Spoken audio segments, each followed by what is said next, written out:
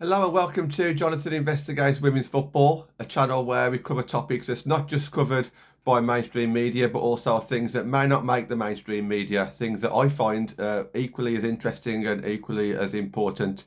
Today we are joined by Leafield Athletic Ladies Manager Tasha Tezgel. We're discussing not probably not what you're expecting, to be honest. It's not about a season, it's not about individual games. It's about a tweet that she put out on December the 9th regarding player care, mental well-being, and how a certain situation during a game sparked a lot of debate and a lot of controversy, but more importantly, a lot of sadness as well. So that's what we're going to do. Tasha is a massive advocate and ambassador of player mental health and player care. Someone who speaks out and not afraid to do so. So I'm really grateful of having this opportunity to speak to her. Before we get into the video, let me give you a bit of background on it. This is the statement that was put out by one of Tasha's players earlier in the week. This phrase, "you are enough," is used a lot with my new team, Leafield Ladies, who look after us as much as humans before footballers. Yesterday, players from another club mocked us over and over again about it, then laughed about it, trying to get a reaction. You can laugh about football, take the piss, wind up people, it's all part of the game, but repeatedly mocking someone's mental health and mocking people for speaking up about mental health struggles is just disrespectful and honestly hurtful. In the women's game, we are trying to make things better. The work at the Maddie Cusack Foundation is doing amazing. More clubs are starting to step up and do more. But yesterday I felt let down that there are still so many in the game who don't take mental health seriously. Better yet, laugh about it. We've still got a long way to go, unfortunately. Hashtag you are enough. Hello, welcome to the show, Tash. I can imagine it's been quite an intense week for you after the events of what happened a few days ago. How are you and the players now? Yeah, good. I think it's difficult for the first sort of 24, 48 hours. And I think it was difficult for us at training on Tuesday just to obviously comprehend what happened. And for me, it's been a difficult. Uh, I think it's still difficult now, but it's something that sadly you expect now from the game, which is a real concern. And this is why, for the last sort of maybe 2 years, 3 years, I've been so passionate about player care and the welfare and the fact that things need to change. And clearly, even when we feel like we're taking good steps forward, we take sort of 20 steps back, which is disappointing. Yeah, well, it's definitely created a lot of awareness from what you've said. Obviously, I know that you've got a lot of followers and a lot of admirers as well out there. So it is really good that you've been able to voice your opinion, and obviously people can make their own decisions and opinions based on that. But I will get into a bit of detail on what was said on that game day as well. But before we do get into the detail of what caused that statement that one of your players made, I just want to read out your quote retweet, which I think kind of sums you up kind of perfectly from what I've known of you. You mentioned I wasn't going to comment, but one of my players has been affected by what has happened yesterday at one of our most recent National League games. So it's my duty too. Football is a game. Mocking mental well-being is not. It's unacceptable at all levels of our sport. What is it, Tash, that's inside you that makes you want to speak out about these matters? I think for me, John, it's the fact that nobody else does. And I think if we continue to let things happen, um, then we are just going to continue on the same trend, and nothing's going to change. So for me, it's really important that someone stands up and challenges poor behaviour in women's football, because people talk about it, and people just slide under a radar, and that isn't acceptable. People need to be held accountable for their behaviour, their actions, their words, because otherwise, if we don't hold people accountable, they're just going to continue to do the same things that they've done always, and nothing will ever change. I also feel like because players can't stand up for themselves, or they find that they can't tweet or post or talk about things, because what will happen to them? Where does their football career go from there? I think it's important that someone can do that for them. And I've had, believe me when I say, I have plenty of messages that say thank you for this. I feel like I can't say anything, but to hear you say it is really nice to hear. And I think that's why I do what I do, because there's people out there without a voice, or are unable to speak because of the fear of what could happen in their career. I've had 4 or 5 different messages, private messages, away from group chats that actually they've instigated the conversation with me.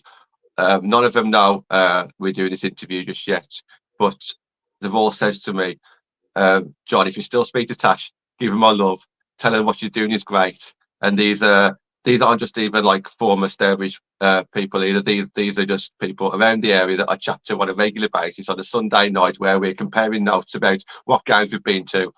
Just people who I chat to regularly, and they've all private messaged me, and I've waited until now to tell you, and I can read those names out after the show as well.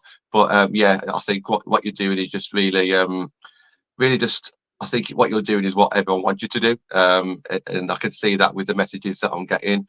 There's a certain demographic which I could imagine, from like the outside looking in, I could kind of expect some of these comments to come from.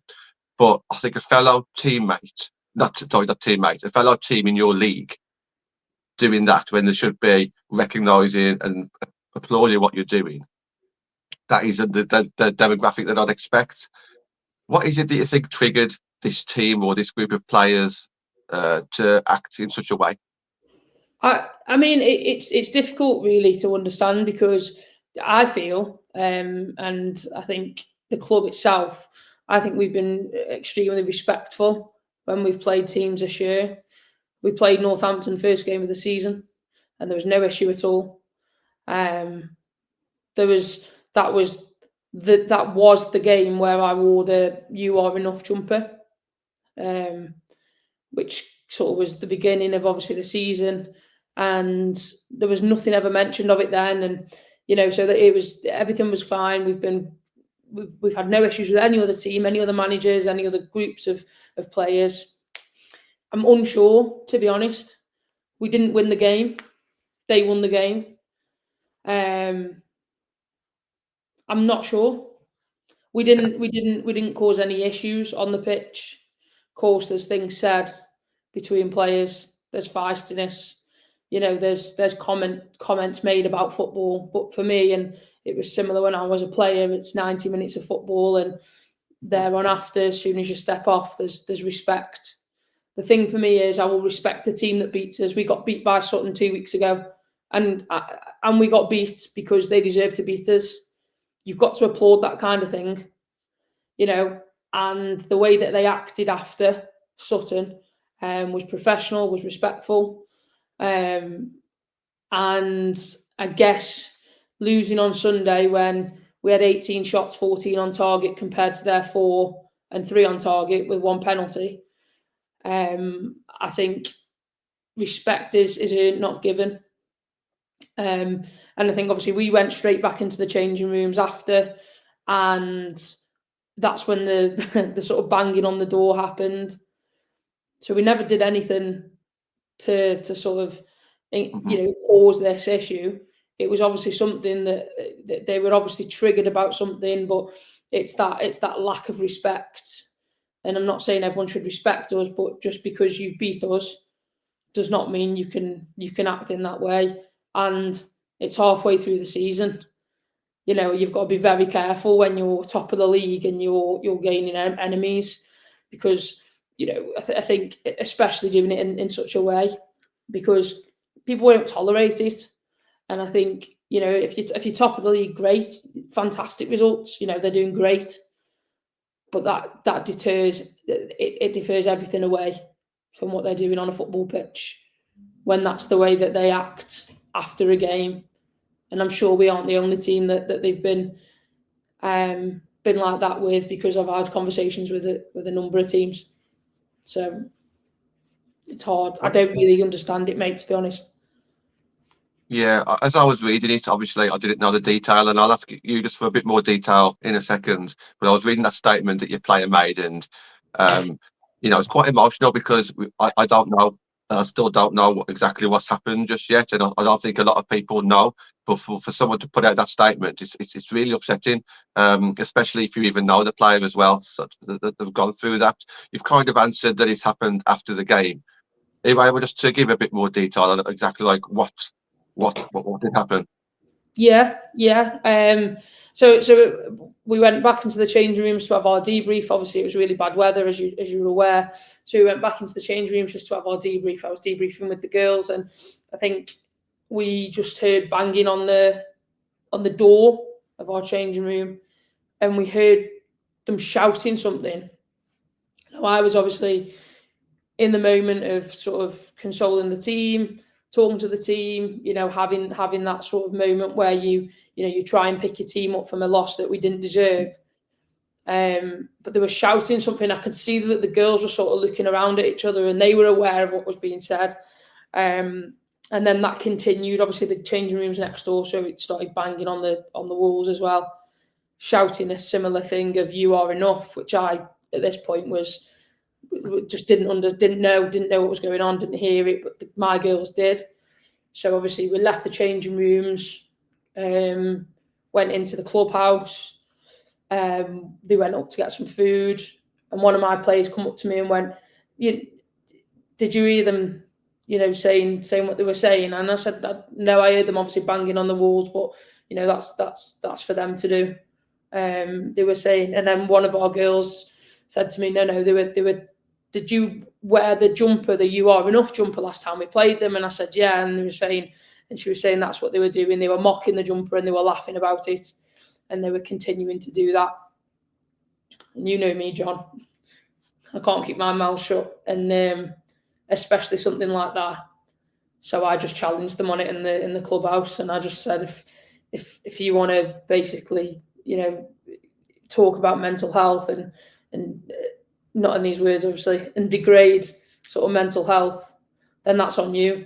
But it basically says more about you than it does anybody else. Nobody stood up and said anything that it was them. Nobody sort of said, listen, it was a joke. You don't joke about mental health, but they've not acknowledged it. They all sat there with their heads down, sort of smirking and laughing. And I think at that point, I left the room because I wasn't going to stay in that situation. And then obviously my staff came, a couple of my staff members and one of my players came to me because I just had to walk away at that point. And then they had conversations after I then left the venue because for me it was too sensitive for me to be there, and I'd have potentially said and maybe done things that I shouldn't do as a football coach or head coach, whatever you want to call it now. But yeah, that was sort of the situation. Then my staff sort of had conversations with their staff, and their head of football asked me to reach out. I did. He told me he would speak to the players tomorrow, which was the Monday, and I've heard nothing since. So from that, when my player sent me how she was feeling and how it had got to her, at that point I couldn't stay quiet. My players asked me to not comment on anything from the game because obviously there was decisions from the officials as always. And I told my players I wouldn't do that because it is what it is. You can't change it, control the controllables, etc. But yeah, as soon as my player sent me that and how she was feeling, that for me was I needed to act then, and I needed to make people aware because this is what happens. People don't say anything and they continue to do it, and they'll do it to someone else, and maybe someone else that they do it to might be on the edge, and that person then we're in another situation, of what we were 18 months ago. So for me, it's not worth the risk. I think the first thing that strikes me there is it was done anonymously. They didn't do it like to your face or do it, it was done behind a brick wall, which is 10 times worse. Did you say there's been no apology since as well? Yeah, there's been no apology. No, I've sent myself to the chairman, to our chairman. I asked him to send out a complaint to the FA just based on conduct. That's been done, and we're just awaiting a response from the FA. Well, the National League, listen, I don't expect anything to be done.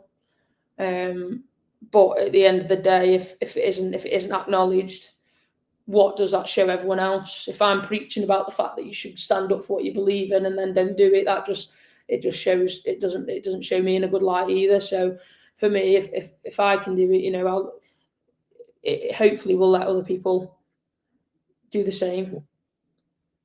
I think not only you've stood up, but you can see the comments and the comments on your comments, where people are supporting you and standing up for you. And some of the accounts on Twitter, I can imagine it's kind of like you're hiding behind it. But when it's your proper name and people know who you are, and they're also commenting, I feel like that you're not alone in doing this, Tash, because you have got several people behind you.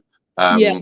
And I know people who've messaged me with a screenshot saying, this is what I've said myself on social media. This is what I've done. So you've got like a huge backing, even though you're the leader and you're the first person to kind of mention it, and you might not see yourself as the leader, but you are the one that's like made that initial comment. You've now got dozens of people, if not more, supporting you. And I know that there's a lot of people that don't want to make that first move. I get that.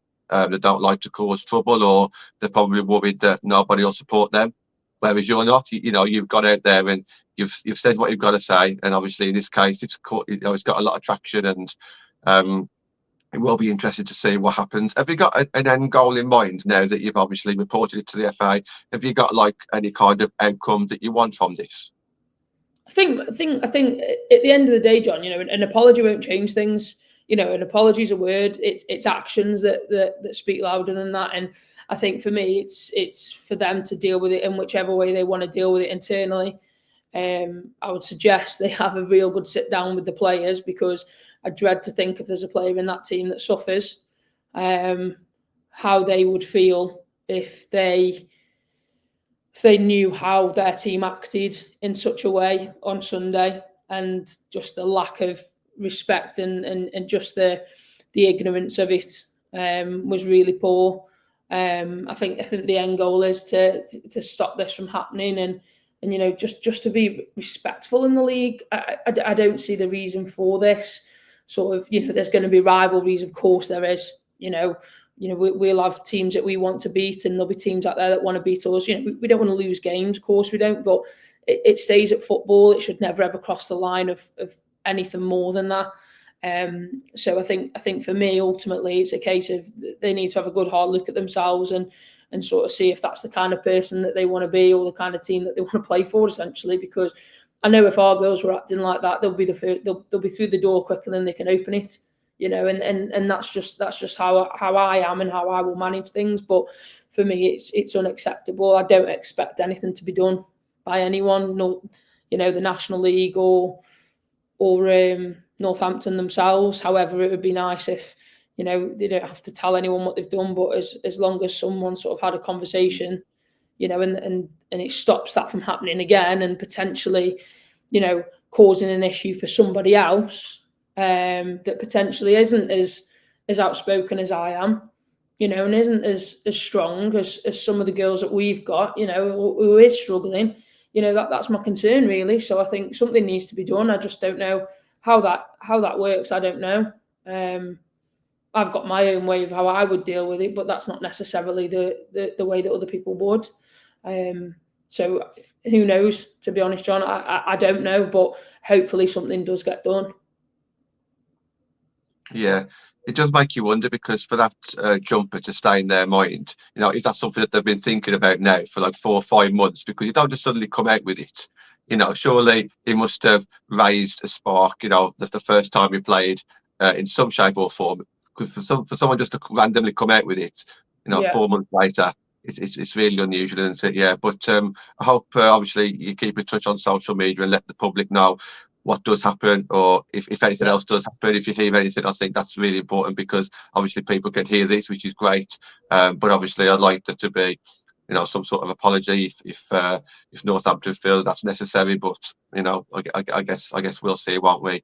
But yeah, thank you for that. How are the players now then? So what are they expected? Are they in? They've obviously been training this week. Yeah, Are they ready to go now? Is it kind of behind them, or are they still not suffering, but is it still on their minds? I guess.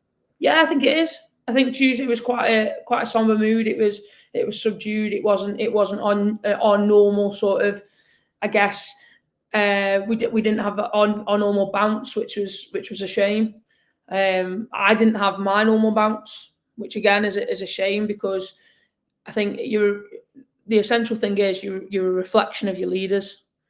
And I think that's something really important to sort of be really aware of and mindful of. You are a reflection of whatever leader you have in your club, and I think it definitely sort of shows, in certain clubs. But for myself, obviously, when I'm not sort of 100% or sort of it got that bounce, it does rub off on the players, and that's a shame. But obviously, it was a tough one. It was a difficult loss, as I've mentioned.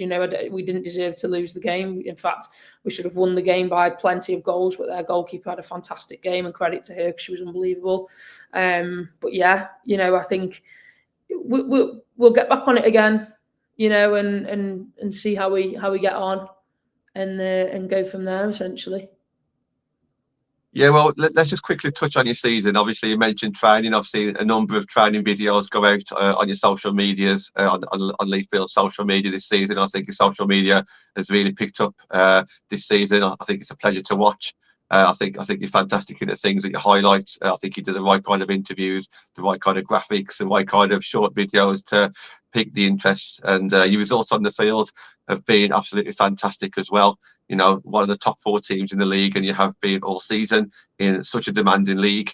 And that league is going to get even stronger as the season continues. I know what Barnsley are doing away from away from the pitch. I know there's going to be a good interview coming out on Switch Sport regarding that. I see the strength that Sutton Coldfield are now doing.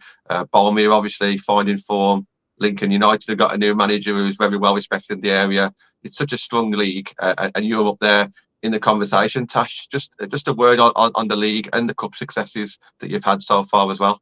Yeah, it has been extremely successful. It's not quite done yet. We have dropped off slightly.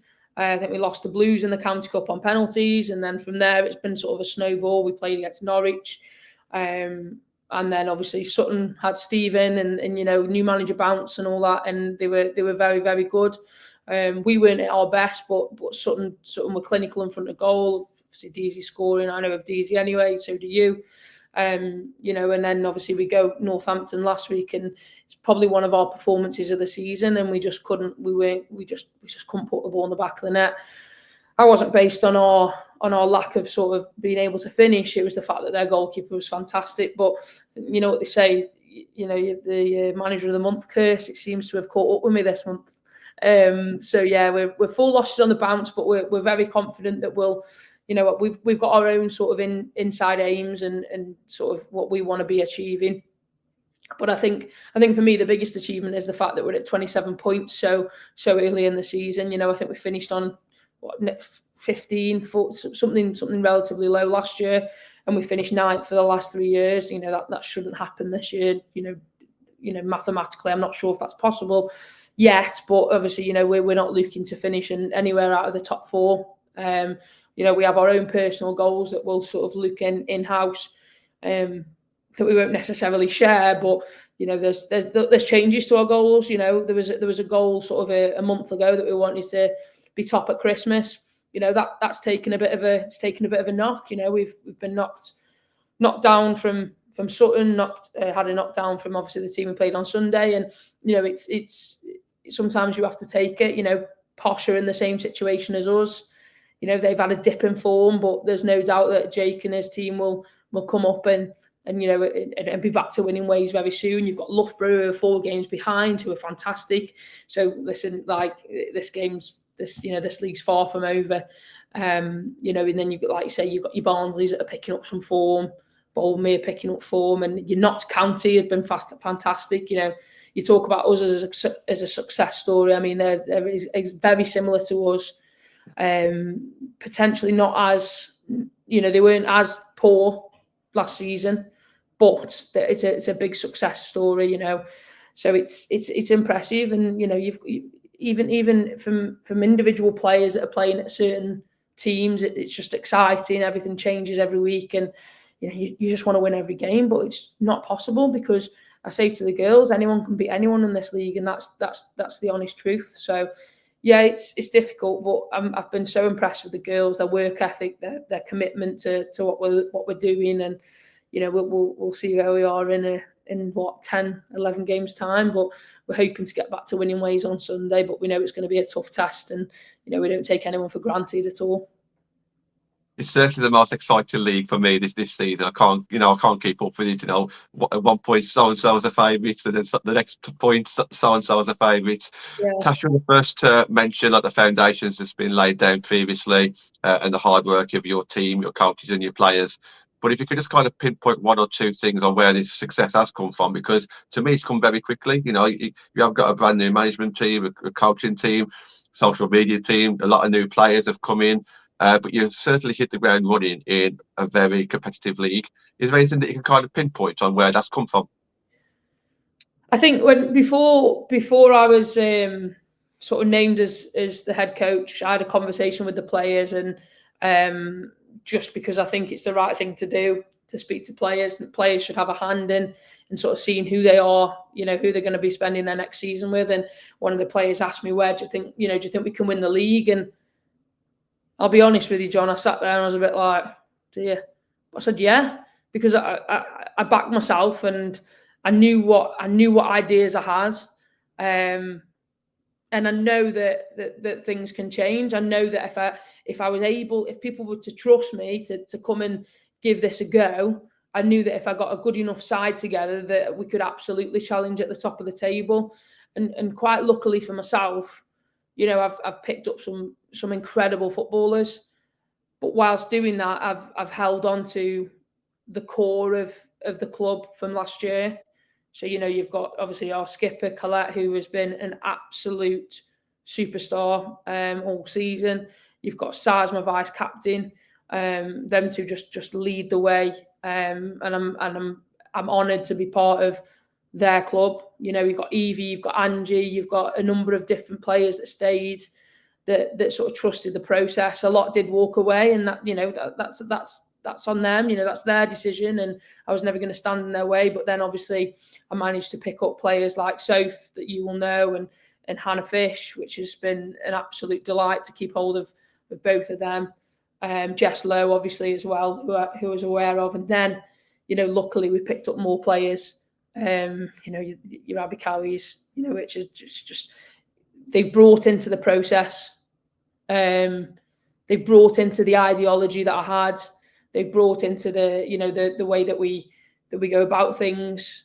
I guess my standards are incredibly high, and sometimes when they don't meet those standards, they're aware that they're not meeting the standards. Potentially, I can be a little bit harsh sometimes, just because I just know what the potential is. I think the success comes down to the girls, though, and the previous managers and coaches, because without them we wouldn't be in this situation in the first place. But I think for me, it's absolutely based on the girls. If they don't apply themselves, we don't win the games. You know, we can put tactics together and formations and give them ways to win, but they have to do the business on the pitch. We don't do that. So for me, the success has come all from the girls. Yes, we do have a hand in it. Of course we do as coaches. You know, we have a style of play, but they have to execute that style of play, and they've done it fantastically. Yeah, I totally agree. I mean, when you talk about you have high standards, this is exactly what I've been saying to people as well. You know, you are tier three. You know what it's like to be a tier three. Your three previous teams, Stoke, Albion, and Stourbridge, are all tier three. You've managed to recruit tier three players, or players that's got tier three attributes. Kate Sorensen is very well liked in the area as well. I didn't know much about her, but me being me, I asked a few people who do know her, and they all speak very highly of her as well. Yeah, So, yeah. You need to get to know. Yeah, get to know, mate, because she's fantastic. She's probably one of the best coaches that I've ever seen at work. Fantastic. Tash, I am going to let you go, but just maybe one more message to the women's football fans out there, and then to lead us into the new year. Yeah, just I guess have a great Christmas and a great New Year, and hopefully we'll be back to winning ways soon. And I think by the end of the season we'll definitely make some progress. And thanks for all your support, and thank you for giving us this platform today, John, because I really do appreciate it. I know it's a difficult subject, and for anyone out there that does ever need anything, obviously my DMs are always open, and please reach out, and don't ever feel like you're on your own. If you're not going to be able to sort of say anything or come forward, tell me, because I am more than happy to take that on my shoulders. Thank you very much, Tash. Thank you for joining me, and best of luck for the rest of the season. Thank you, John. Take care, mate. Thank you, Tash, for opening up and being so honest and wearing your heart on your sleeve, I guess. You always know what you're going to get with Tash, and she didn't hold back. She said exactly what she thought. She said, obviously, her version of events from what she heard herself and from her players. And with Tash, she's always going to speak out. And she even ended that interview by saying her DMs are always open, which is great, because some people just can't speak out for whatever reason. And this is why Tash is such an ambassador for the women's game. For more importantly, the well-being and mental health. She's doing a fantastic job with the Maddie Cusack Foundation. She's highly recognised by the foundation, and I can see why. So it'll be really interesting to see if Northampton responds in any way, either whether it be privately to Tash, whether it be privately to the chairman of Leafield, or whether it be an open statement as well. They may choose not to. I know a lot of clubs in the past tend to stay quiet and don't say anything, because sometimes it might spiral. I understand. And I also understand that there is two sides to every story. But of course, without Northampton defending themselves or putting out any kind of statement, then we can only go on what Leafield have said. So best of luck to Leafield. Obviously, they're challenging for the league along with Northampton. But more importantly, in this scenario, I really hope that the players put this behind them now and can crack on with the rest of the season, because they're doing a fantastic job in the Birmingham area. So well done, Tash, and thank you for coming on the show. And I shall see you again soon.